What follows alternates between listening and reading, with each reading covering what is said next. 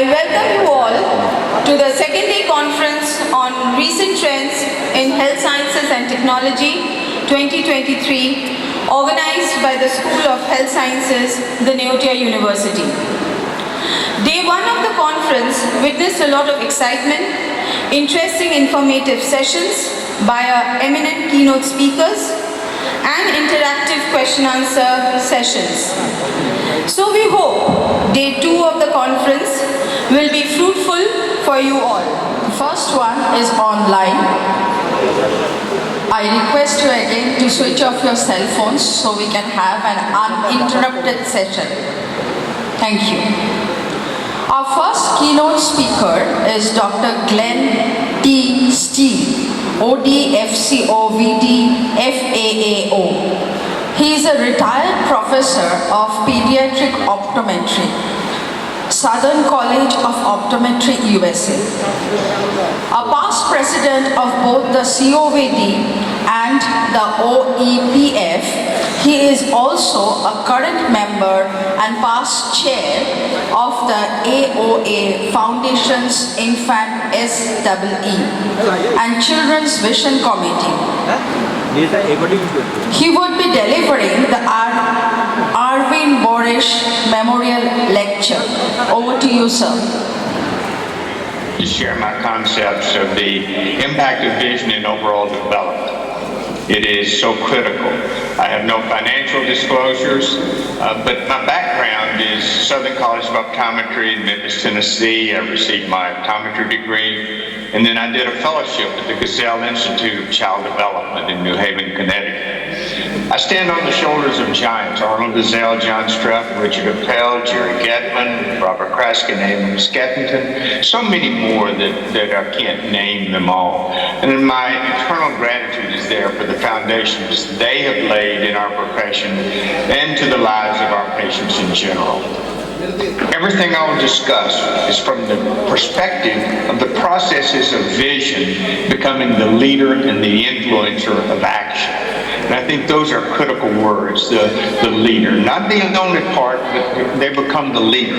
You can't do anything beyond yourself unless there is you engage the visual process. It's a very powerful resource in everything one does. When we are touched, we don't listen. We look to see where the touch came from. When we hear a sound, we look to determine the origin of the sound and the location of the sound. And a stimulus may originate from any of the senses, but how we look to determine where it is, what it is, and determine how we're going to respond is a motor action, not a sensory action. So those are very critical. I believe in the philosophy from an organization called 0 to 3, which works with babies between birth and 3 months of age. School readiness begins at birth. But I will add to that, if school readiness begins at birth, then life readiness also begins at birth. And my optometry nickname is Bubba, so I'm including that in there to show those are not 0 to 3's comments, those are my additions. If life readiness begins at birth, then vision must emerge as the leader and influence very early. Therefore, we must begin our examination and intervention at the earliest possible ages. It's critical for everyone to recognize this and begin discovery and intervention at the earliest times in life. And this goes for everyone there. Visual concerns during development are more significant than we've been reporting. When introduced, they talked about the program called Infant C. You see babies between 6 and 12 months of age. And even after the initial 3% are identified by the medical caregiver, an additional 10% need more careful follow-up prior to their first visit. So we have 10 babies. Which one of those 10 is the one that has the problem? Well, it could be that one. He looks like he's trying to get away. Well, no, it could be that one because he's got an interesting look about him. Or it could be that one because they're just not sure. Or that one because they're looking away and they're not engaged with us. This is very, very hard to tell without having a full examination. And traditionally in the U.S., there's 4 million babies born a year. And the 2 to 3% are identified there at the very early level by the medical caregiver. There's 120,000 a year. But then in infancy, between 6 and 12 months, we found an additional 10%. And if that additional 10%, now we're up to 400,000 a year. But when they get to see to learn at 3 years of age, a program in Kansas in the U.S., 15%. So now we're looking at 600,000 babies in the U.S. a year. School age through high school is 25%. That's 1 million babies a year. That's 1/4 of all the babies here. So what we're all doing is not working, and in fact, it's getting worse with time. They're not being identified at a stage where intervention has a greater life impact. So what life experiences were missed due to delay in discovery. And so early discovery is so critical. And if you babies maintaining eye contact is a marker for social milestones and for autism. One of the first criteria in autism is to say, they don't look at my eyes. And so where does that come from? A smile is a means of social interaction. Where does the smile come from? But how did they learn to smile so big? It's by imitation and an active process of visual looking. I mean, look at the baby smile. And they don't learn that just by accident. It happens by watching other people as they smile. Gestures also are considered a part of communication development. The smile is communication development, now gesture is communication development. How do they know to gesture unless it's also through imitation, which is triggered by vision, or through noting that when they point, the caregiver shares their attention and responds, which is a visual action, by getting the object of regard. Now look at this baby. Look at the eyes. Look at what they're pointing. Look at the intensity with which they start. This is a baby before they even start with words. So find me a picture of a baby who is awake, that means with their eyes open, who they're alert, they're looking and searching. I'll show you a baby who's active and engaging in life and using their visual processes demonstrated through the Bubba's 9 A's. I'll discuss Bubba's 9 A's in just a moment. But find me a baby who's awake, is just about eyes open, but who's not looking and searching. I'll show you a baby who's having difficulty in life and is not activated or lost activation of the visual process, as demonstrated through Bubba's 9 A's, or the baby's in the process of going to sleep. So if they're looking, they're engaged, then they've got more chances, and we'll see that through all other all other body processes as we go through today. Now this is what I call my summaries. The baby awakes, they say, oh, hello, and then they become aware. Ooh, what's out there? Where is, what is this? And then they start attending. What is the tension? What is that? How do you identify? Then they get this anticipation, and we'll see that in the video in just a moment. I want that. And then they make an action. I'll get it. But they miss, and they have to make an adjustment. They try again and again until they get it. But now what do they do with it? And I call that part adaptation. They manipulate and they engage and they do those kinds of things that are so critical. But then the baby, with their short attention span, reaches a point where they say, okay, I'm through with that.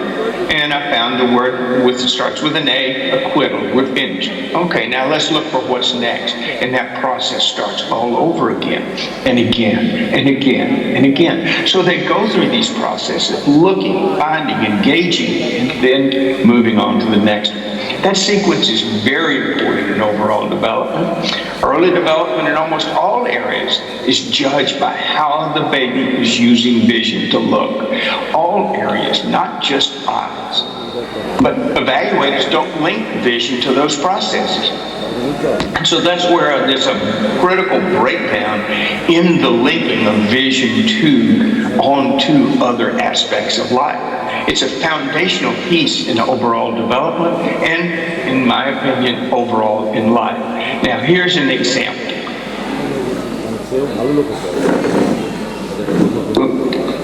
Let me play the video. The eyes are pathfinders. The infant takes hold of the world with his eyes long before he takes hold with his hands. A 1-inch cube reveals his eye-hand coordination at the age of 4 months. He moves his eyes selectively. He looks from cube to hand, and then back again from hand to cube. His eyes fasten upon the test object, and they maintain a firm grasp. The hands are activated even though they cannot as yet obey precisely.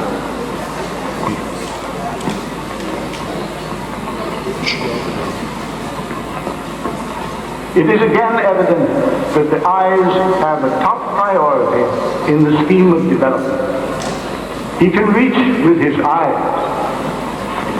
but not with his hands. And so what we see in this video is another statement from Arnold Gazelle. The infant is born with visual hunger. And you could see there, eyes were totally fixed on that cube, even though he couldn't reach with his hands. Now, 2 months later, by 6 months of age, he reaches, grabs the cube accurately. 7 months of age begins to transfer from hand to hand. But in these early stages, it's eyes, but they're guiding his hands eventually of where to look. The infant is born with visual hunger. They look at everything.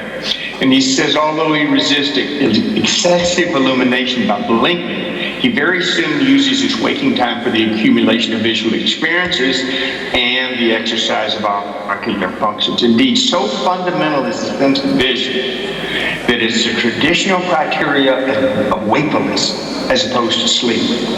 An infant does not really wake up until he begins to look, and when he ceases to look, he goes to sleep. Now, this is from Arnold Gazelle, and that was a quote from Developmental Diagnosis in 1941. That's almost 80 years, or just over 80 years ago. It's just as true today as it was then. That video was made in the late 1940s. A man truly ahead of his time, because nobody at that time was thinking about making videos of these babies. But he saw the importance of doing that and did it. So this is so critical for us to understand as we interact with our young patients in the early stages of development. Many other groups use this looking ability as a primary criteria. What are they interested in? How long do they sustain attention? How many times do they come back to the same target? They look away, they come back. They look away, they come back. How do they maintain social contact? By looking in the eyes of others, and how well and how effectively to do that. Gestures and overall communication and development. As you can see from the video, I'm big on gestures myself. But their overall looking behavior. But then they look at milestones such as social, emotional, and cognitive, and language milestones. These, the following here, and I'll give you it just to have a strong visual link. When you look at this, there's 11 characteristics here. This is at 12 months of age, and the emotional milestones are gauged. It's my contention that all of those have a vision component. Not that they're only vision, but they have a vision component. How do they know to be shy and anxious around strangers unless they can see that it's a stranger, see them further away, on and on and on. Finger feeds themselves. They need to know where to look to reach and grab the food. They extend an arm or leg when they're getting dressed. So all of these things have a visual characteristic. That's how they determine social and emotional milestones. Now we go on to cognitive milestones. There are 5 characteristics listed there. I didn't pick and choose these. These are the 5 listed for 12 months of age. How many of those have a visual component? Again, I contend that all of them do. They imitate gestures. They look at the correct picture when it's named, and on and on. So cognitively, where are they? And this is how they do that. This was from a book, Caring for Your Baby and Young Child from Birth to 5 Years by Stephen Shelloff, promoted by the American Academy of Pediatrics. And although he doesn't say it, vision is critical in overall development before they can communicate with words. Now here's another one in terms of language development. When babies look to see where their parent is looking, it's called active gaze. In other words, if I'm the baby and you can imagine yourself as a parent and you look at some target away from us, not directly in between us, and I see you looking and I look, that's called active gaze following.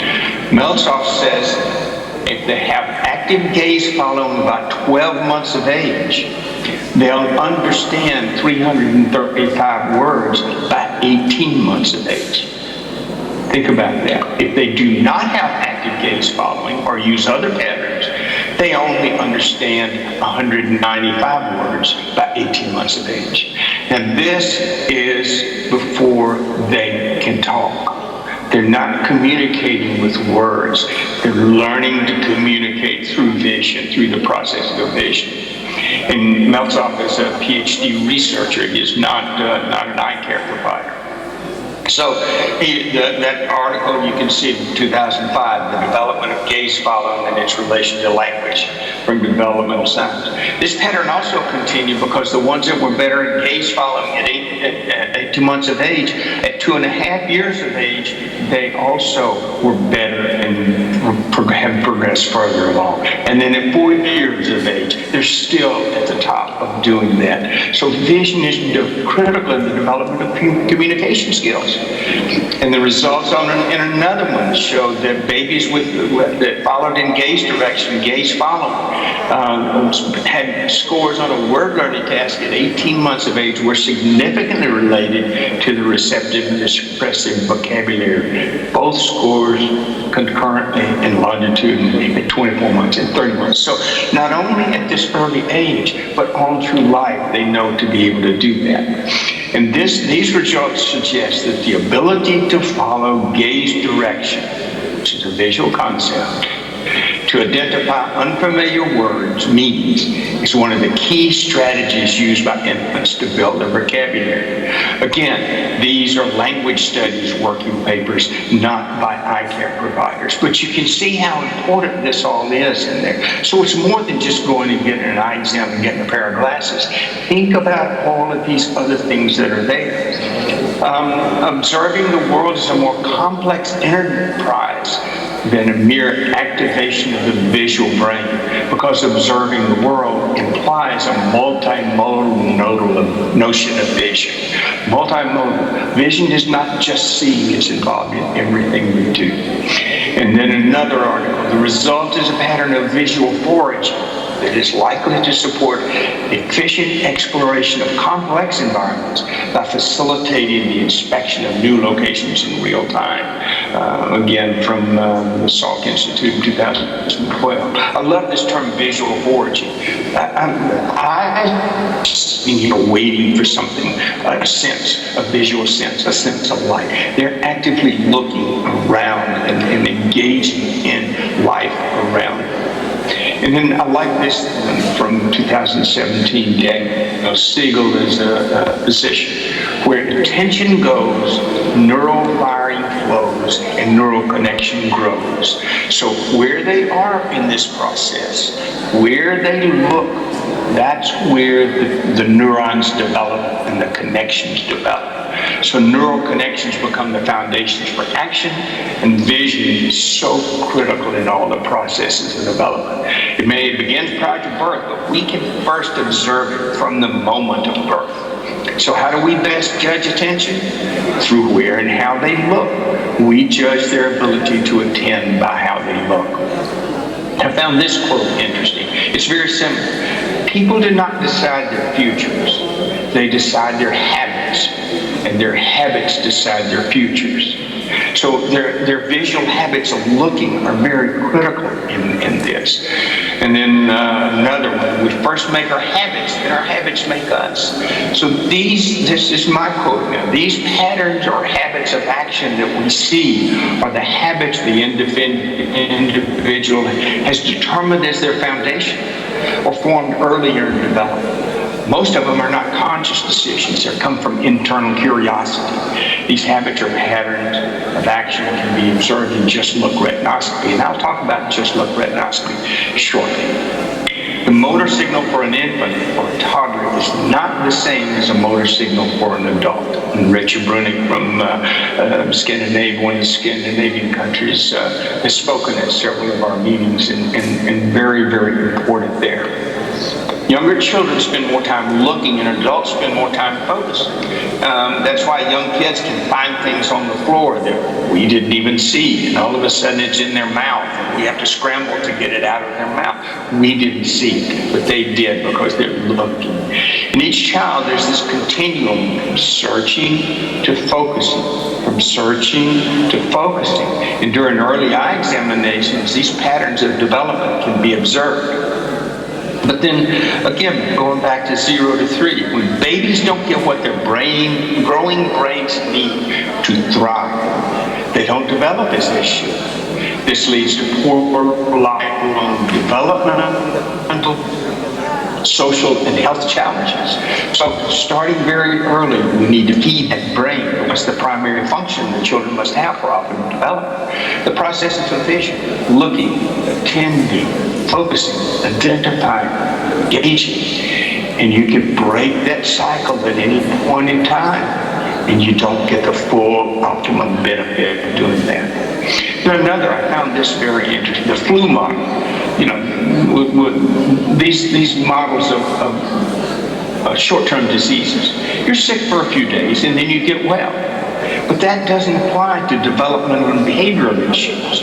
Just as development unfolds or emerges over a period of time, so do developmental and behavioral problems. Unlike viruses, behavioral and developmental problems get worse, not better with time. And this is an excerpt from the article that you can see there.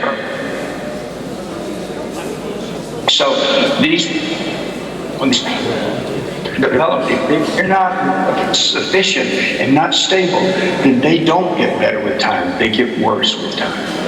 There's strong evidence that adult vision is a sum total of early development plus the organism's adaptation to and utilization of the demands of our culture. There must then be a continuous trend within visual behavior from infancy to senility that's observable by clinical methods. So the clinical methods to observe and explore visual behavior should likewise be continuous in purpose. We have to adjust our testing and have to get more sophisticated as the baby's abilities and needs become more sophisticated. Do we differ that in the complexity and the demand on the patient? Gatman wrote this in 1951. As you can see, my foundation is built from early in development, early in my own development, and it gets better, more sophisticated and stronger, even in retirement. So our testing and management must then evolve as the child ages. Simple observations of alignment provide less information at 3 years of age than at 3 months. In other words, if we're just going to hold a target up here, this gives us some information at 3 months of age, but very little additional. We need to go to more sophisticated targets at 3 years of age and expect better fixation, better attention, and there.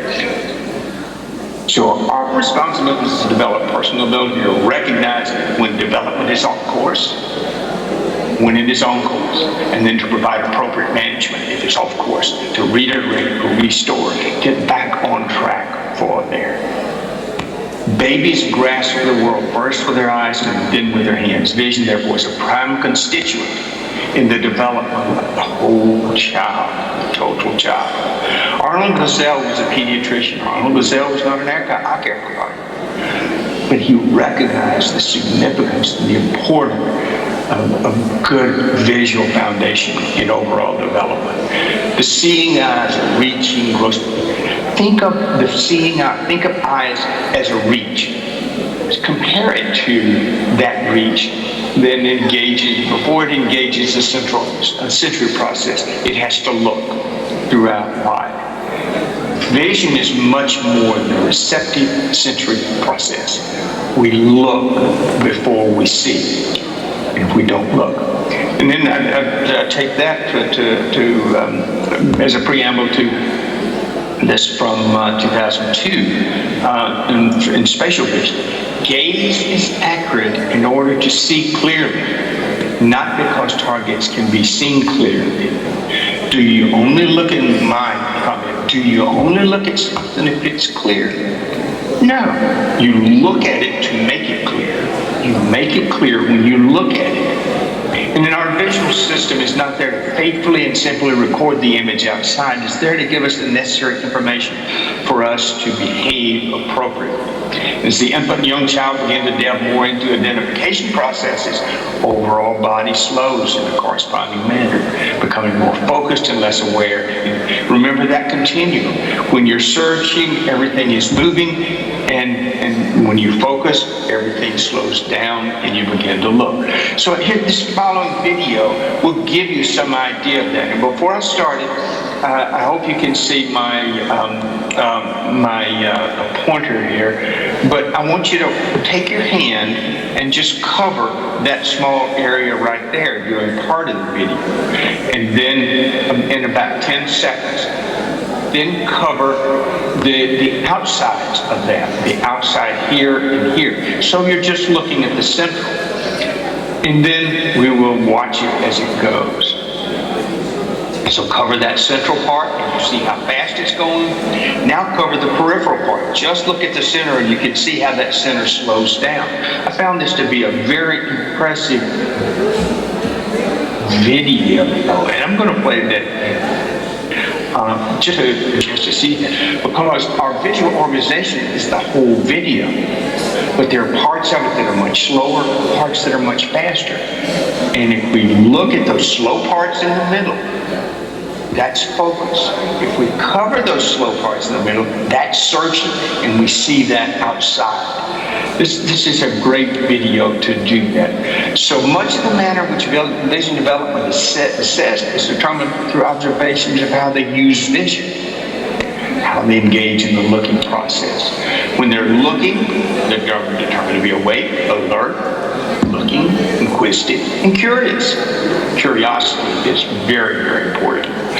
When they're not engaged in looking, they're determined to be inattentive, ignoring the surrounding, disinterested, indifferent, asleep. Significantly, they're delayed. And we see babies on the developmental delay test, when many times it could be just activating the visual group of running short, but diagnosis. Doctors think, oh, we made the correct diagnosis, but it's like we stop. But that journey is an ongoing process, and that diagnosis may be constantly changing. So, foundation for diagnosis. Ask, what's that?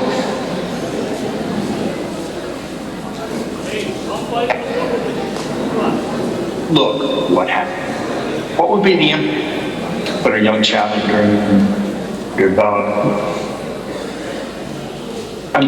The process of the development of overall development slows down, comes less, and even abandoned. What changes then occur in the process of knowledge? What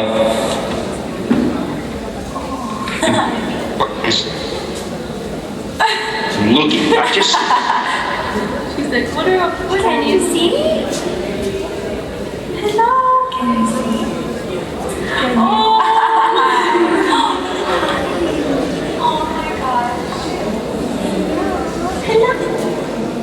And you see how the baby begins that process of looking that hadn't been there prior to getting his glasses. So it's many times it's just a simple pair of glasses that initiates that looking process. Don't think complicated. What are the simplest things you can do to initiate that concept? Looking equates to awake and alert. So now the baby's awake and alert and looking from not looking inattentive and going to sleep. Following our appreciation of looking, we focus and recognize throughout our senses. I like, again, to think of the regions. You don't just hear. If there is a sound, you concentrate and you listen. If there's a touch, you feel. If there's a taste, think of a wine connoisseur. They don't just taste things that go in their mouth. They hold it in their mouth and they begin to use that reach to determine the region, the kind. You listen to hear, and just like that, you look to see. So all body processes must work in synchronization. I found this comment to be quite revealing. When your eyes move, so do your eardrums. Now, why they were ever looking at eardrums and eye movements together, I don't know, but this came out in 2018, 4 years ago. If the eyes move right, eardrums bulge to the left, and it happens 10 milliseconds before the eyes move, almost if the brain is saying, ears get ready, the eyes are about to move. And the eyes aren't moving to move, they're moving to look. So when they begin to look, other processes are, they all engage in a reaching mode. You don't hear the senses, you don't do that by accident. You look, you listen, you smell, you taste, you feel. They're all the reaches. You must look to see. That early gesture, the spontaneous gestures children produce to communicate before and as they're learning to use words can be used to identify which children with brain injury are likely to go on to develop spoken vocabularies within typical range, and which children are likely to continue to experience language delay. But most importantly, they can make that diagnosis before language delays appear in speech, thus opening the door for earlier and more targeted communication interventions. So there's things so far beyond what we've traditionally used and envisioned. But how to get from how do they know where, how to gesture? That looking process hadn't been engaged in some time. There are noticeable differences between developmental and adult neuroplasticity. Remember, Bruni said the eye of an adult is different than a child. For a developing organism, although the general structure of the nervous system is in place at birth, extensive experience dependent refinement is essential for the normalization of neural practice. It depends on what they practice. There has to be purpose in their looking, then there'll be purpose in their movement. If there's no purpose in their looking, there'll be little purpose in their movement. And that includes issues from academic performance to sports to work, all of those kinds of things, and contributes to diagnosis of developmental delay if they don't do that. If movement is not purposeful, that is to say, it's not valuable, if it is variable and unstable, then engagement will be chaotic and disorganized.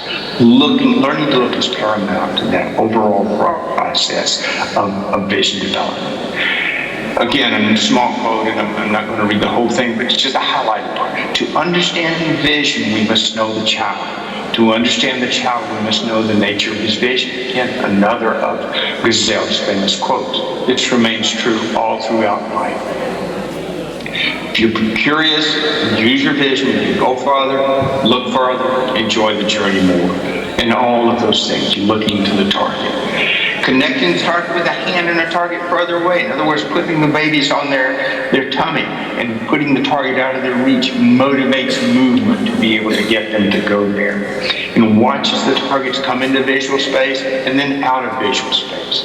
Visual curiosity is the impetus for them to move. And we're still not at the point where they can name the object of the target and can be visualized. But it doesn't start with the day they're being examined. If we understand development, we can better understand why preschoolers and school-age children are where they are, and all efficient process to allow things to be done more effectively. Abnormal visual experiences early in life can have a negative consequences for audiovisual integration that persists into adulthood and people with amblyopia. And the McGurk effect. The kids are watching a video and then have headphones on. They hear one sound in their, like, da. They see another one, ta, and they combine those. Typical children combine that into ga. Children with amblyopia who don't see that particular target don't. They depend more on sound they hear. That integration.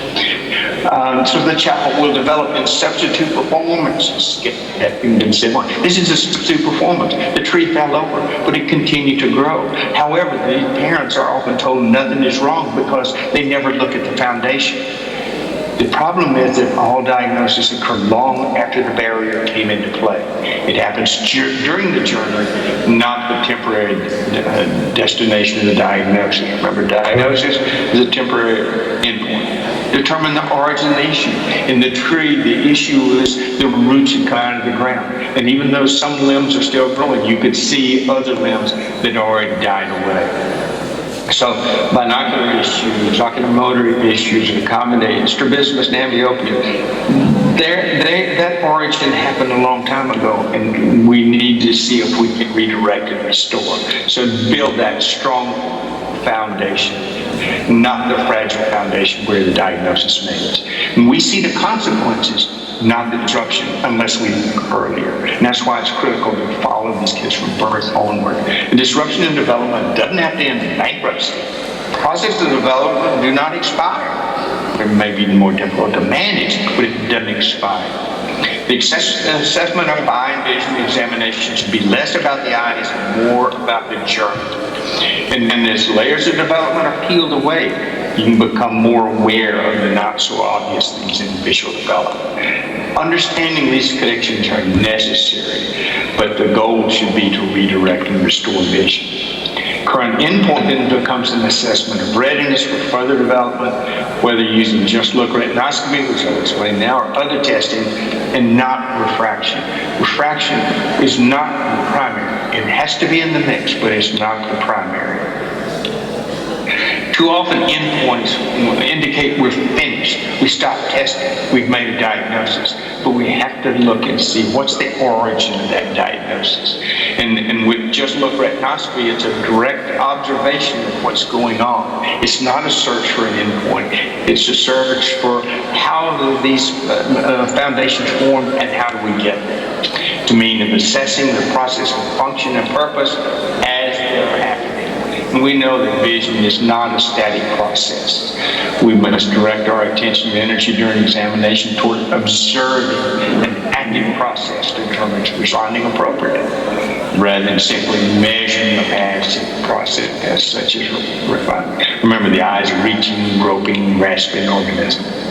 Just look retinoscopy as a means of how the patient is visually engaging, reaching to engage the task. It's continuation. Seconds. Mental video. We watch what's happening. Take one refractor, not series of assessments, then average those into one number. All of those numbers are meaningful to me. So that allows me to determine if there are possible times when the reflex moves toward better assessment or away from better assessment. Gazelle found in the Yale research it was the returning light that varied significantly in relation to what the identifiable moments were in the visual act. And we know that we can see that. We understand the eye is more than an extension of the brain. It's a part of the brain. So we're assessing through that retinoscopy process how the brain is engaging in that, how they're engaging through the eye. This is my retinoscope I use. There's patterns that we see. The pattern here is typical. We like to see it fully illuminated but you see the things there and other possibilities. That's different ways, different patterns of looking that have been developed. And you can see refraction is only the position of the journey at this point in time. Refractive status is stable or static and can change according to the process presented. So this following video is a quick video to make up a refractive state. And it's in order to get them to engage. We'll see the video in just a second. The patient forces focus, and then a cascade of changes take place throughout the body. So if it's darker, they're working harder. As long as they can let that go, that's fine. You expect to be intense and then back up. But now, if it's sustained, that's when it becomes a problem, and later we will determine that that's a diagnosis. Eyes are external moving parts of the brain that calm and chaos in brain activity as we watch with our retinas. So if that configuration is unstable and fragmented, it's likely that the brain is operating in a similar chaotic manner. Is this predictable? My observations are yes, and it's consistent with research. All this becomes somewhat understandable when you think of the eye not as a camera, but as the most direct corridor to the vast networks of the brain cortex, where billions of neurons engender and organize the energies that issue in vision. Very, very powerful statement from Scientific American by Gazelle. It's in a reflection of whether the brain is a state of calm or a state of chaos. It's bright and fully illuminated, has a hint of color, it's more likely that the amount of disruption taking place is minimal. But if it's dull, less than full, variable, unequal, it'll be disruptive and leading to chaos. I'm going to skip the part on compensatory lenses, but they would be used for anisotropia, astigmatism, hyperopia, myopia, etc. But this temporary increase might be observed as the child increases the cognitive load. But when the task is completed, I expect that to go back to the typical or the normal response. And the persistent alterations from the full configuration indicate a likely persistent change in the effort to engage, and that could be a chaotic response.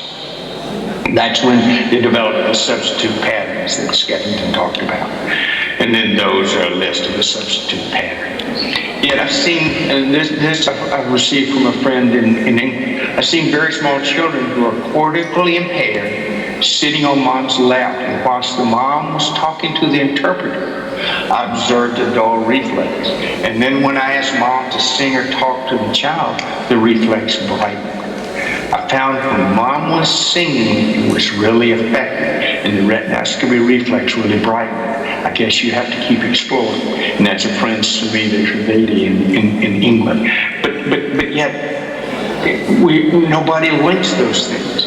But if we can link that and know and understand that whenever we can observe how the brain is being activated just by looking with something so simple as a retinoscope, calm to chaos or chaos to calm patterns observed with just look retinoscopy.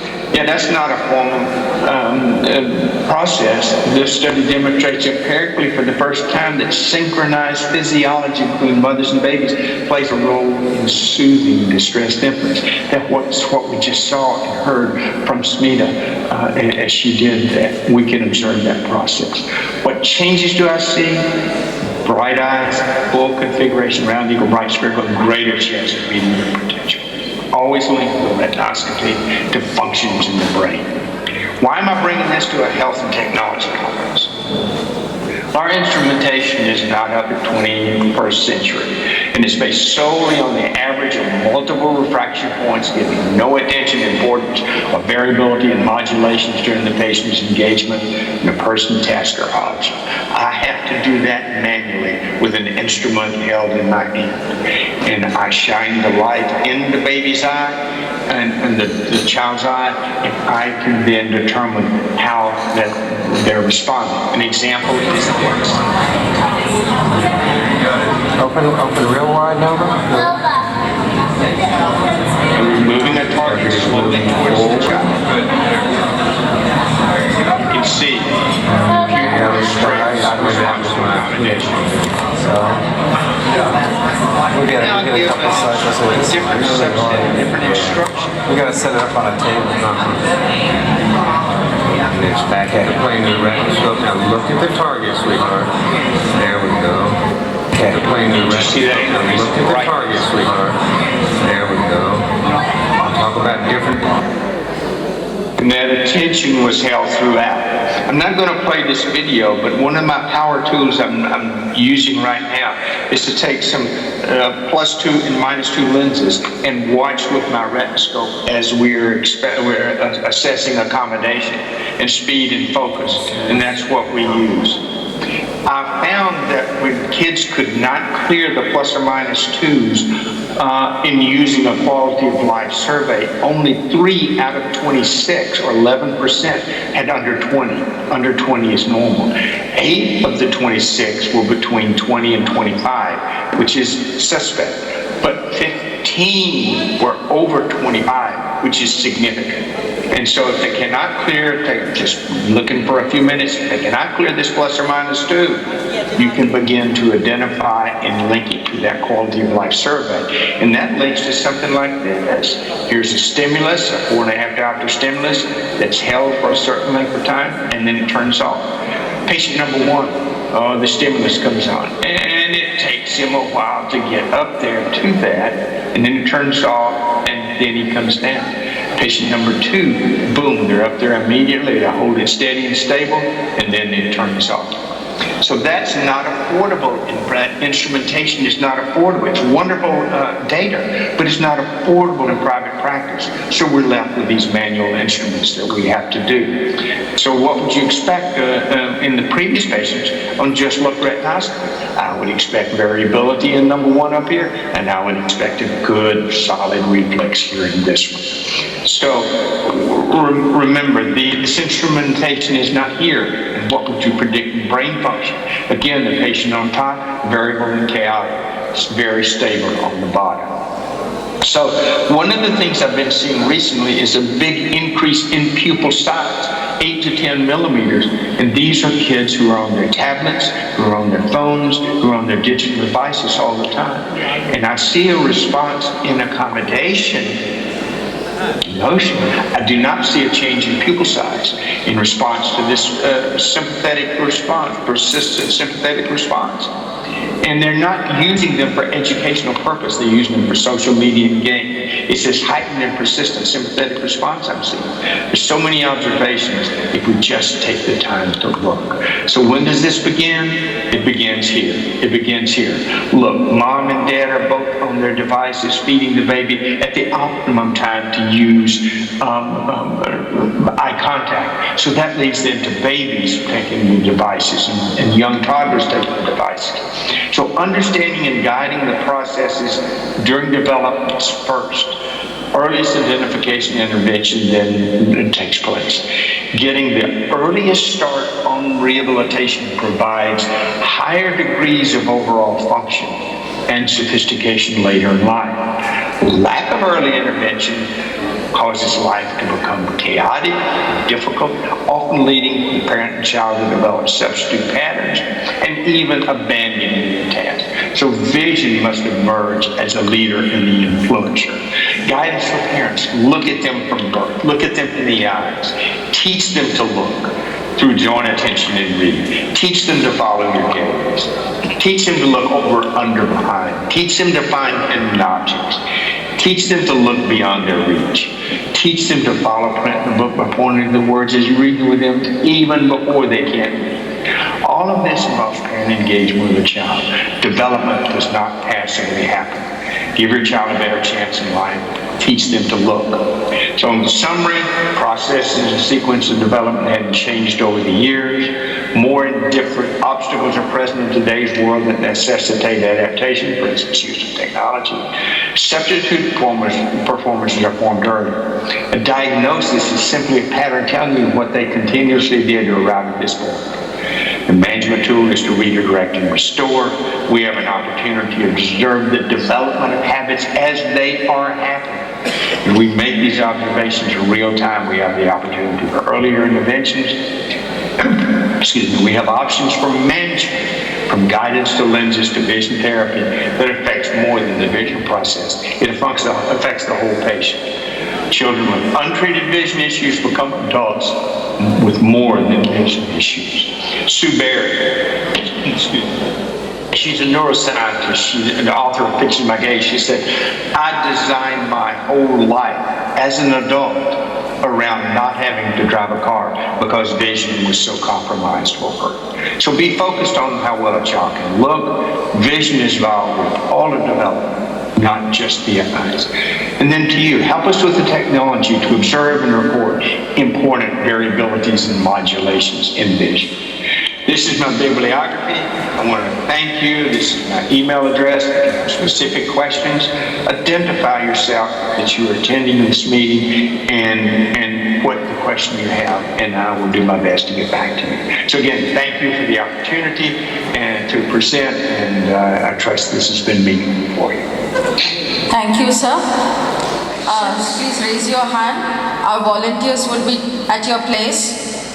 Please raise your hand. This was an interesting session. Please raise your hands. The questions those who have.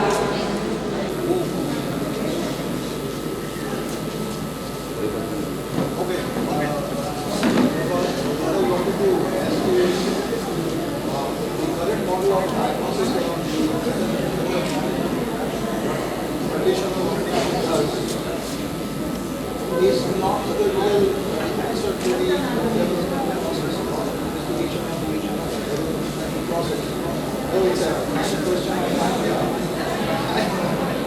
just for the students of optometry, would you like to say something that just not the refractive error or just not the PDs, we need to look beyond that as a visual assessment? Absolutely, we need to move beyond that, and thank you for that comment. It's so important, and I tell my students, when you graduate, you know more than any other profession that's caring for eyes. And so you have the opportunity to expand beyond refraction. Don't limit it to refraction. Don't limit it to just refraction and disease, because that is so minimal. It's necessary. I don't want to discount it, but I don't want to make that the primary thing. There are so many things you can do with these young children to guide them, to redirect them. And now, I mean, if you just look, and I'm an Apple person, as you can see here, so I'm going to talk simply about iPad and iPhone. iPhone was introduced in 2007. That's 15 years ago. Look at the changes in our world in 15 years. And in those 15 years, I'm now seeing pupil sizes that are huge. I never saw that before. I may see, in a semester, students, I may see one or two that are congenitally large in that semester. But at the time of my retirement in August of last year, I was seeing 5 or 6 a day that were huge, that were large like that. Even on a 4-year-old who I said to parents, that must be on the tablet a lot. I said, yes, unfortunately, we went up to his room at 4 a.m. This is a 4-year-old. At 4 a.m. and he was on his phone. Now, there's several problems with that. His phone, the 4-year-old already had a phone, and he was on it at late time. You can identify those kinds of things simply by taking a retinoscope, watching a child, observing how they're doing, and seeing those large pupils. That's persistent. That is not something that's just happening in the eye. If that's a persistent sympathetic response, imagine now you are seeing what's happening in heart rate, you're seeing what's happening in respiration, you're seeing it's a reflection of things that are happening in the rest of the body, and you can begin to collaborate with other individuals who work in those areas and expand your footprint in what you can provide for patients.